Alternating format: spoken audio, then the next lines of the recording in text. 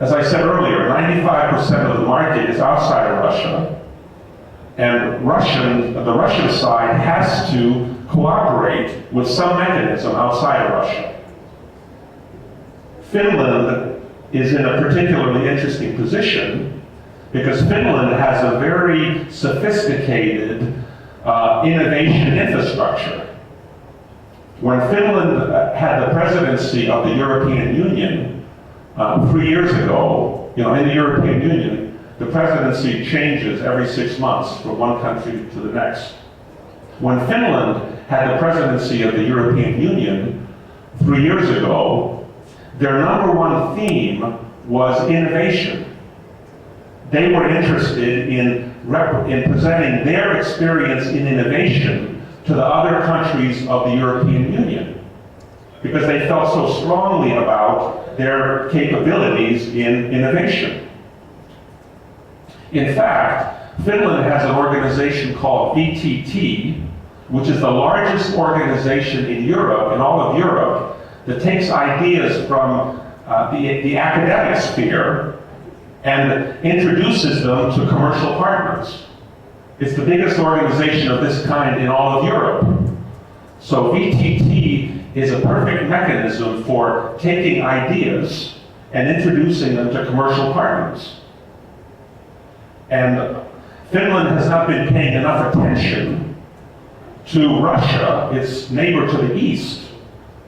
And I would argue that Russia needs this help more than Finland's EU partners. In fact, I flew to Siberia directly from Helsinki on a charter flight, on a VIP charter flight, and the main person on that charter flight was the foreign minister of Finland. He was visiting Siberia for the first time. So the foreign minister of Finland was in Siberia last week. In fact, he was in Siberia at the same time as Vladimir Putin was in Siberia.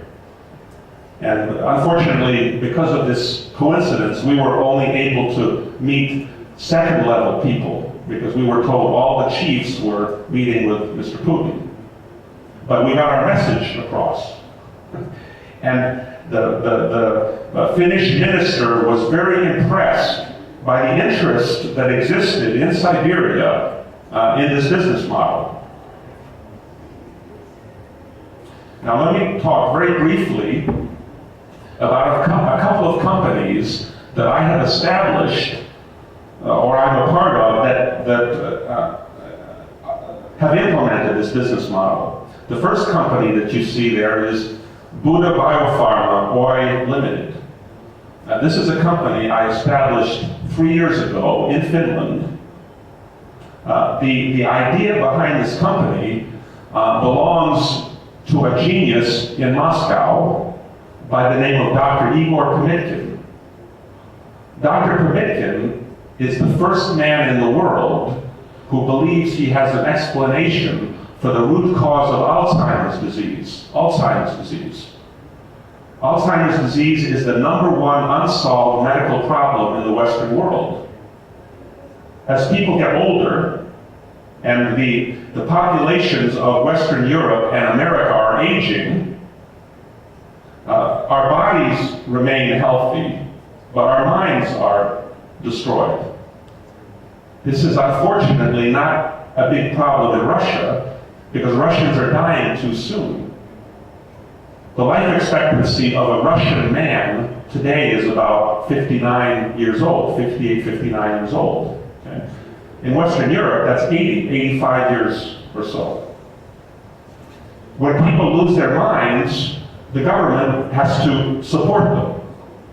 Today, there is no cure for Alzheimer's disease. Dr. Pamitkin believes he has a cure. When I met him 3 years ago, he said the first question I asked him, what was the first question that I asked him? What kind of patents did he have? Did he have patent protection for his ideas? And he said, yes, I have Russian patents and Western patents. I said, really?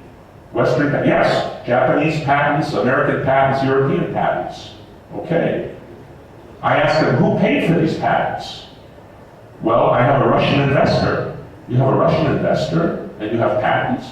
Okay. I said, the only thing you need now, shaka. Now you're ready to take the next step. You need to form a company outside of Russia. We formed a company in Finland.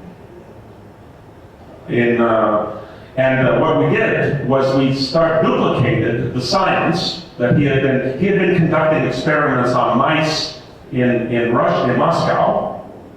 And we replicated these experiments in Finland, in Kuopio. So we formed the company in Kuopio. Kuopio is a town north of Helsinki that specializes in medical technology. And we received results, very encouraging results, on mice and rats. The same mice and rats that got the medicine in Russia were getting the medicine in Finland. But what was the difference? The results from Russia, unfortunately, are not believed. There's skepticism on the part of the outside world about results in Russia. If you get the same results in Finland, in a completely transparent country, those results are believed, are credible. Now, this year we are beginning clinical trials in Kazakhstan. The earlier speakers talked about the collapse of the real estate market in Kazakhstan. Dr. Pamitkin and I were in Astana, which is the new capital of Kazakhstan, last summer. Kazakhstan has identified neuroscience as one of their strategic areas of development. And Kazakhstan has accepted all of the preclinical work that we've done in Russia and in Finland, and has given us the right to give this medicine to human beings in Kazakhstan. So this is a huge step for a drug development company to have the right to give the medicine to humans. So we are now going to begin clinical trials in Kazakhstan this year to prove the efficacy and the safety of this in humans. And when we do that, our exit strategy is we're going to license or sell this medicine to big pharma. And we won't have any trouble selling this once we prove the efficacy. So our business strategy is basically to raise the value, our negotiating position, and raise the value of the technology by incubating it in Finland and now in Kazakhstan. And we're going to work with Finnish companies. The authorities in Kazakhstan are ready to work with experts from Finland so that these clinical trials are conducted according to European standards. The second company there, Haywoods USA, is a company I formed on behalf of an inventor in Tatarstan, and this is an exercise company. This man has a special technology that can be used to build exercise equipment that can be used by young people, because it doesn't destroy the muscles. And it can also be used for rehabilitation. So anyway, I've talked about Finland as a particularly interesting place for Russians to think about, because not only can you get on a train, you don't have to fly to Finland from Russia. You could go even if the volcano keeps. We can take the train. And I'm taking the train actually to Finland a week from now. But another analogy of the volcano is Finland and Russia together create a good volcano, a business volcano, a new kind of Silicon Valley, enabling using the new technologies. Now, another way of thinking about it is Russia has what Finland needs, and Finland has what Russia needs. What does Russia have? Russia has new ideas. Finland has an absolutely transparent business culture. So together, this is a mechanism for success.